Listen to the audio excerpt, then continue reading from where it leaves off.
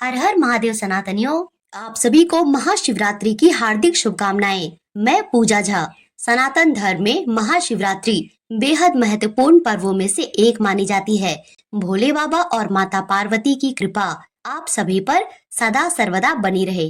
आज के वीडियो बहुत इम्पोर्टेंट है। इसमें सबसे पहले जानेंगे महाशिवरात्रि में होने वाले 4 पहर की पूजा मुहूर्त के बारे में और उस मुहूर्त में शास्त्र के अनुसार भगवान शिव का किस चीज से अभिषेक करना चाहिए। इसके बाद जानेंगे मंदिर में भगवान शिव और माता पार्वती की पूजा कैसे आसान तरीके से करें और कौन सी चीज भूल से भी इस दिन ना चढ़ाएं और महाशिवरात्रि से जुड़ी बेहद जरूरी जानकारी। तो बने रहेंगे वीडियो के अंत तक। फाल्गुन मास कृष्ण पक्ष की पावन महाकल्याणकारी सर्वोपरि महाशिवरात्रि 26 फरवरी दिन बुधवार को मनाया जाएगा।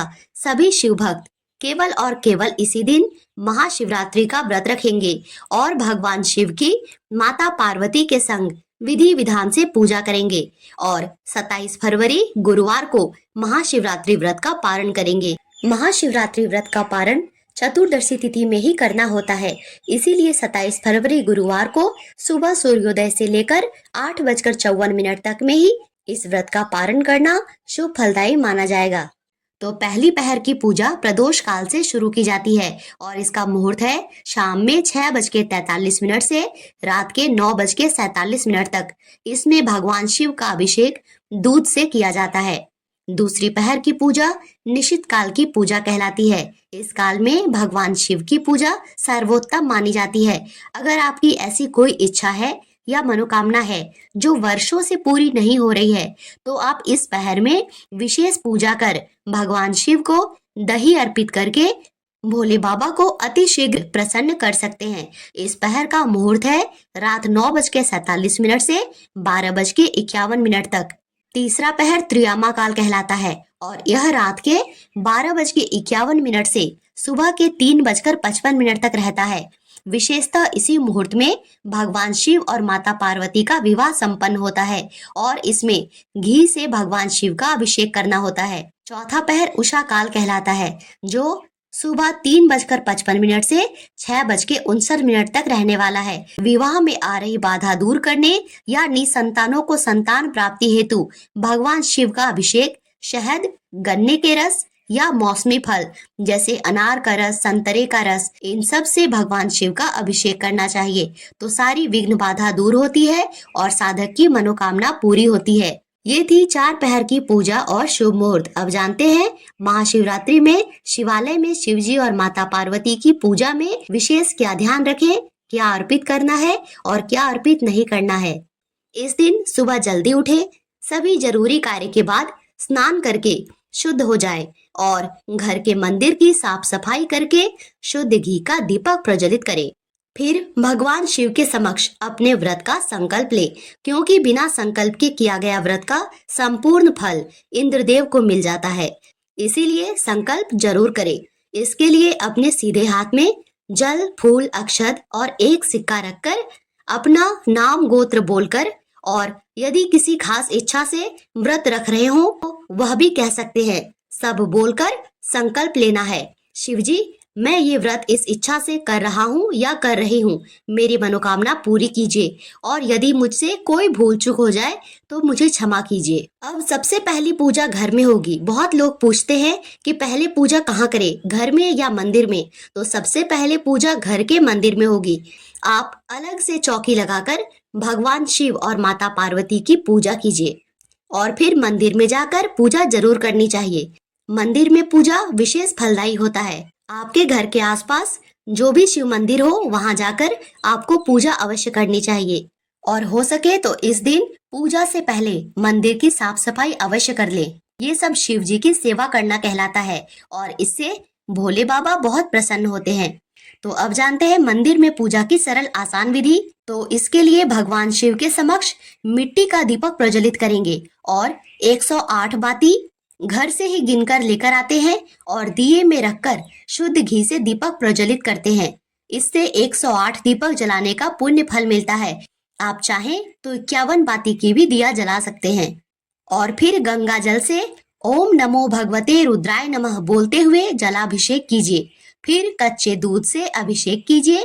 फिर पंचामृत से, जो कि कच्चे दूध, दही, घी, गुड़ और मधु इनको मिलाकर बनाया जाता है, उससे महाशिवरात्रि पर शिवलिंग का अभिषेक जरूर से जरूर करना चाहिए। और अंत में शुद्ध जल डालकर शिवलिंग का अभिषेक कीजिए। इसके बाद भगवान शिव को इत्र से अभिषेक कराएं और फिर गन्ने के रस से अभिषेक कराएं, क्योंकि इन दोनों के अभिषेक से आपको माँ लक्ष्मी का आशीर्वाद मिलता है, धन संपत्ति बढ़ती है और वंश बढ़ता है। इसके बाद शिवलिंग पर त्रिपुंड बनाएं। त्रिपुंड बनाने से एक साथ 27 देवता का आशीर्वाद मिलता है, क्योंकि इसके तीनों लाइन में 27 देवता का वास होता है। और जो व्यक्ति शिवलिंग पर त्रिपुंड बनाता है, उसके इस जन्म के साथ पिछले जन्म के कर्म भी शुद्ध हो जाते हैं, वह पाप मुक्त हो जाता है। इसके बाद 108 अक्षत के दाने को धोकर चढ़ाएं। भांग, अबीर, अष्टगंध, केसर शिवलिंग पर अर्पित कीजिए। ध्यान रखें कि शिवजी को हल्दी अर्पित नहीं की जाती है। इसके बाद शिवजी के प्रिय फूल उनको अर्पित करें, जैसे सफेद पुष्प, अपराजिता के फूल, धतुरा, आंकड़े के फूल, गुलाब के फूल, कमल के फूल। और इसके साथ शमी पत्र, दुर्वा, ये भी भगवान शिव को अति प्रिय होते हैं, इसीलिए आज के दिन अवश्य अर्पित करें। महाशिवरात्रि पर बेलपत्र का विशेष महत्व होता है, तो पहले से ही बेलपत्र लाकर चुनकर धोकर उसमें चक्र ना हो, पत्ते कटे फटे ना हो, ये सब देखकर रख लेने चाहिए। और बेलपत्र के तीनों पत्ते पर चंदन से राम लिखना चाहिए। और 51 या 108 बेलपत्र अपनी इच्छा अनुसार भगवान शिव को अर्पित करने चाहिए। अगर आपके पास बेलपत्र ना हो तो मंदिर में अगर किसी और ने चढ़ाया है तो आप उन बेलपत्र को उठाकर धोकर वापस से अगर चाहें तो राम लिखें, अन्यथा ऐसे ही धोकर चढ़ा सकते हैं। और बेलपत्र कभी बासी भी नहीं माना जाता है, लेकिन विशेष ध्यान रखें कि बेलपत्र उल्टा ही अर्पित करते हैं। जिधर आपने राम लिखा है वो अंदर की तरफ रहेगा। और एक एक्स्ट्रा बेलपत्र पर थोड़े से चंदन लगाकर शिवलिंग पर चढ़ा दीजिए। पूजा के बाद उसे उठा लेना है और घर ले जाना होता है। और इससे आप अपने पति को और बच्चे को तिलक लगाने से उन्हें आरोग्यता, स्वस्थ और दीर्घायु होने का आशीर्वाद मिलता है। इसके बाद भगवान शिव को सफेद मिठाई, मिश्री, पेड़ा, लड्डू, फल इत्यादि अवश्य अर्पित करें। और फिर इसके बाद शिव परिवार की पूजा करें। नाग देवता को दूध चढ़ाएं, तिलक लगाएं, पुष्प अर्पित करें। नंदी जी को अबीर, चंदन और पुष्प अर्पित करें। विशेष ध्यान रखें कि नंदी जी का जो पैर बाहर की ओर निकला रहता है उसमें जल जरूर अर्पित करें। और जो भी इच्छा हो बोलते हुए प्रणाम करने से ऐसा मानते हैं कि वह इच्छा पूरी हो जाती है। तो आप भी अपनी कोई भी इच्छा ऐसा बोल सकते हैं।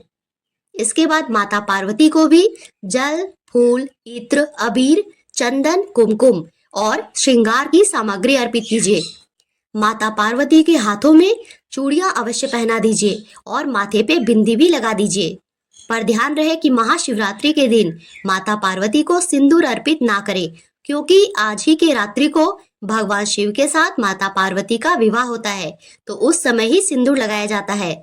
और दूसरे दिन यानी महाशिवरात्रि के पारण वाले दिन माता पार्वती को जरूर से जरूर सिंदूर अर्पित करें। 3 बार माता पार्वती को सिंदूर लगाएं और हाथ में बचे सिंदूर को अपने मांग में भर ले। ऐसा करने से अखंड सौभाग्यवती, सदा सुहागवती बनने का आशीर्वाद मिलता है और अमर सुहाग का आशीर्वाद मिलता है। आज के दिन आपको विशेष ध्यान रखना है कि शिव जी के ऊपर अर्पित किया कोई भी प्रसाद आपको उठाना नहीं है, ना ही खाना है, ना घर ले जाना है। शिव जी के ऊपर चढ़ाए प्रसाद को नहीं उठाते हैं।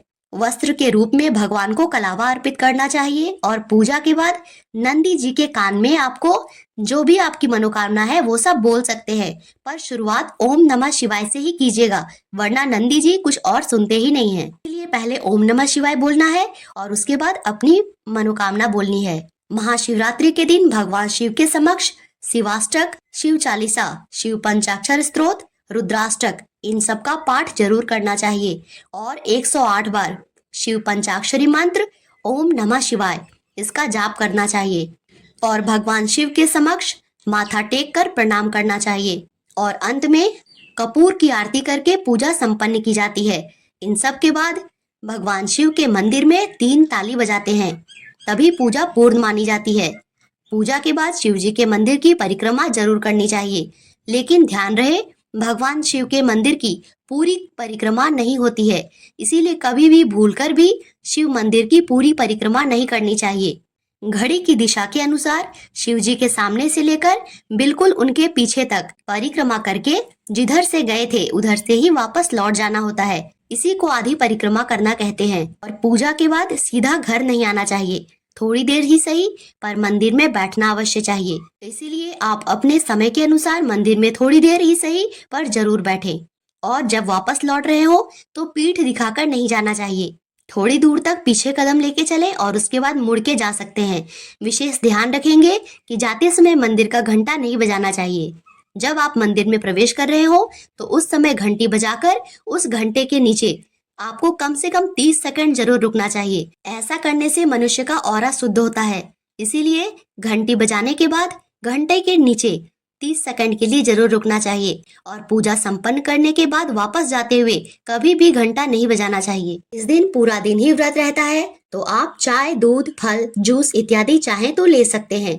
संध्या काल में प्रदोष काल के समय शिव जी की पूजा की जाती है, आरती की जाती है और रात्रि में शिव जी का विवाह होता है। इसीलिए इस दिन जागरण का विशेष महत्व होता है। हमारी तरफ शिवरात्रि पर रात में शिव जी और माता पार्वती के विवाह के गीत गाए जाते हैं और रात्रि में फलाहार किया जाता है। और विवाह की समाप्ति के बाद सुबह नहा धोकर फिर से पूजा की जाती है और एक दिन पहले महाशिवरात्रि के दिन प्रयोग की गई सामग्री हटाकर साफ सफाई करके फिर से जल, फूल इत्यादि चढ़ाकर भगवान शिव को जरूर से अबीर का तिलक लगाते हैं और माता पार्वती को सिंदूर लगाते हैं और अमर सुहाग पाने का आशीर्वाद लेते हैं। और फिर कुछ मीठा खाने के बाद नमक खाकर व्रत का पारण करते हैं। ऐसे ही महाशिवरात्रि का व्रत रखा जाता है और पूजा की जाती है। महाशिवरात्रि पर बेलपत्र वृक्ष की पूजा की जाती है और वृक्ष की जड़ में दूध और शक्कर अर्पित किया जाता है। हल्दी चंदन से पेड़ को टीका किया जाता है और सुबह तथा शाम दोनों समय में दीप दान किया जाता है। संध्या काल में घर के मंदिर और शिवालय में दीप प्रज्वलित कीजिए और आरती भी अवश्य करनी चाहिए।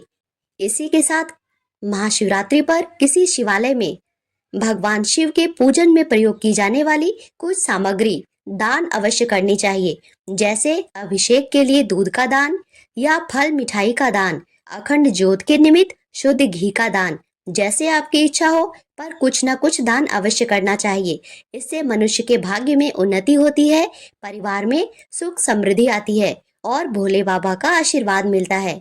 तो ये थी मेरे तरफ से महाशिवरात्रि 2025 से जुड़ी बेहद जरूरी जानकारी। आशा करती हूँ यह वीडियो आपके लिए उपयोगी रही होगी।